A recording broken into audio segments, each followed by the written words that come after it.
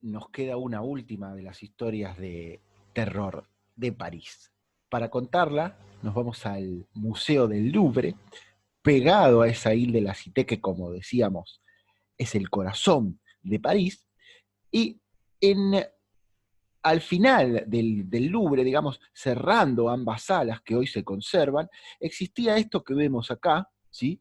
Que es el Palacio de las Tullerías. Hoy este palacio no existe más, fue destruido por un incendio, ahora vamos a contar su historia, pero dentro de este palacio, este castillo, surge la leyenda del fantasma más conocido de París. Las historias que conté anteriormente no son tan conocidas por los parisinos, pero la historia del fantasma rojo de las Tullerías la conoce todo el mundo y hoy la vamos a contar porque es el fantasma más conocido de nuestra querida ciudad de París.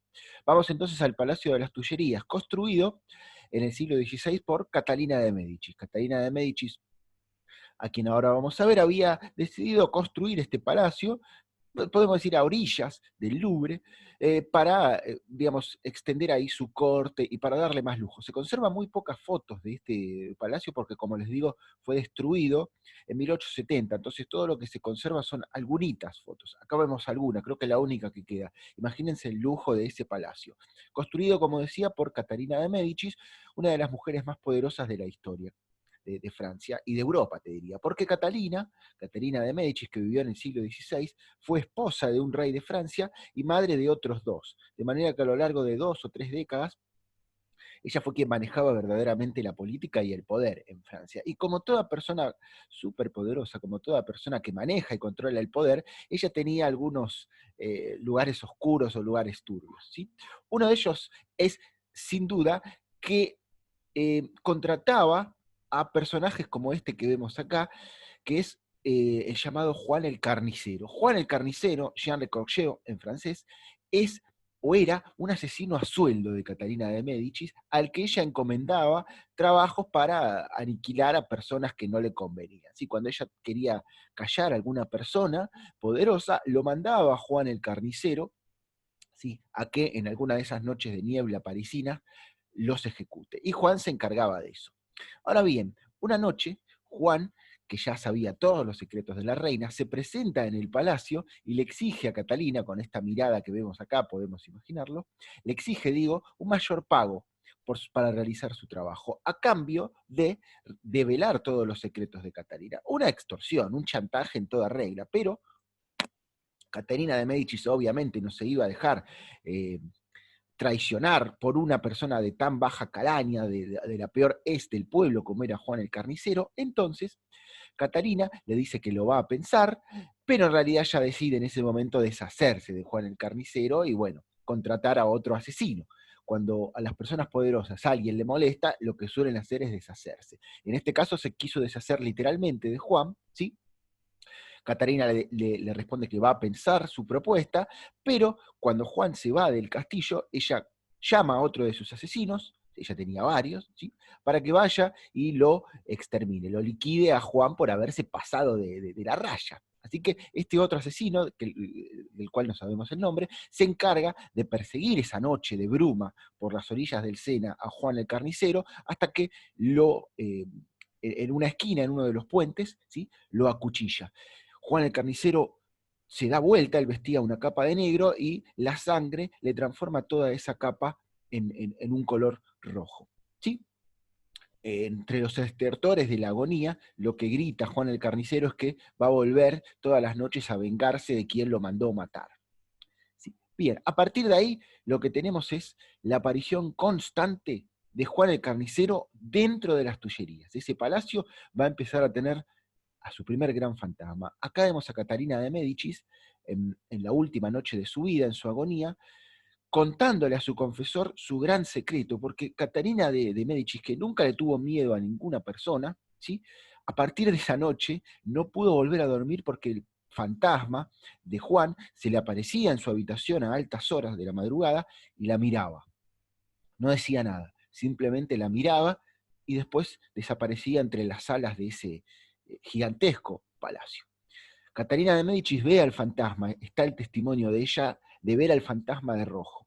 Pero no fue la única persona que va a ver a Juan el Carnicero, porque durante los años siguientes un montón de personajes célebres que también vivieron en las Tullerías afirman haber visto al fantasma de Juan el Carnicero y siempre antes de una desgracia.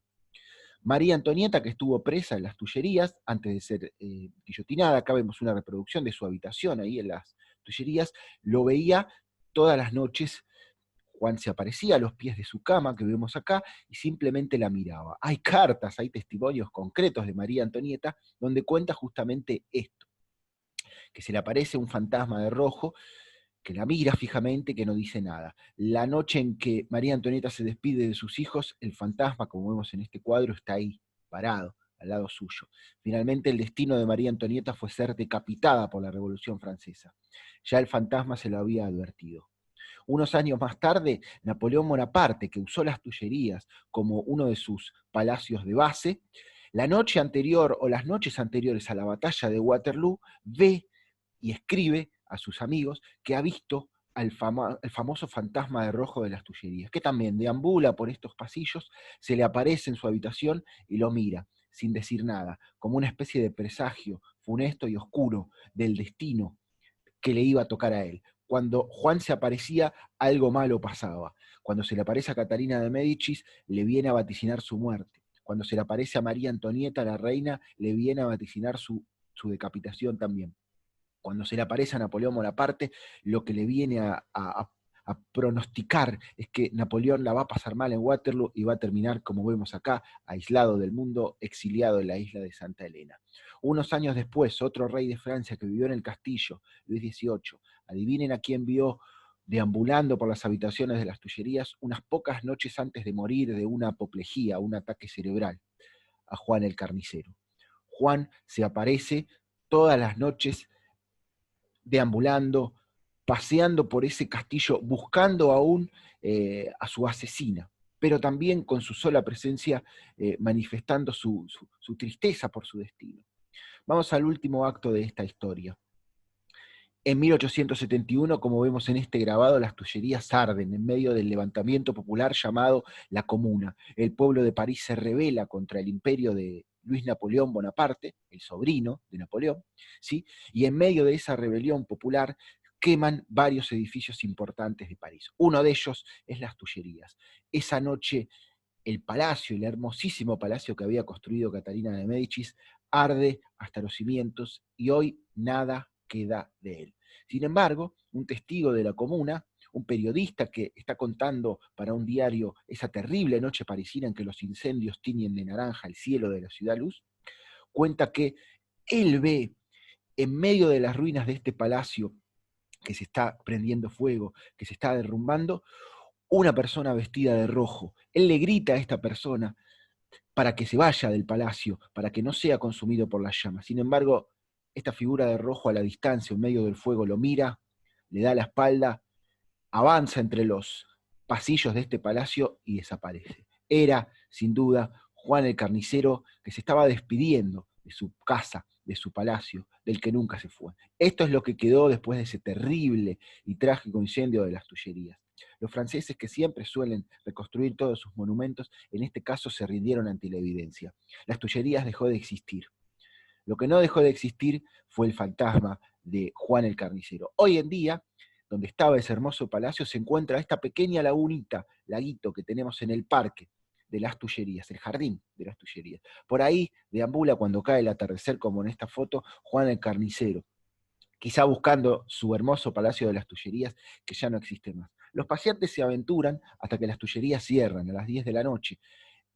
Y cuando las Tullerías cierran, nadie queda por ahí alrededor. Sin embargo, los paseantes que caminan por la Rue de Rivoli, al costado de las Tullerías, los que caminan por las calles, los que quizás salen a tomar algo con sus amigos y vuelven a la madrugada a su casa, aseguran que se ve por la zona a un fantasma de rojo que deambula y que los mira. Nadie quiere acercarse a ese lugar cuando cae el sol, y si llegan a ir a París les recomiendo que no lo hagan, porque en esa laguna todavía deambula el espectro del fantasma que nunca se fue, el fantasma de Juan, el Carnicero de París, el fantasma más conocido de la ciudad luz.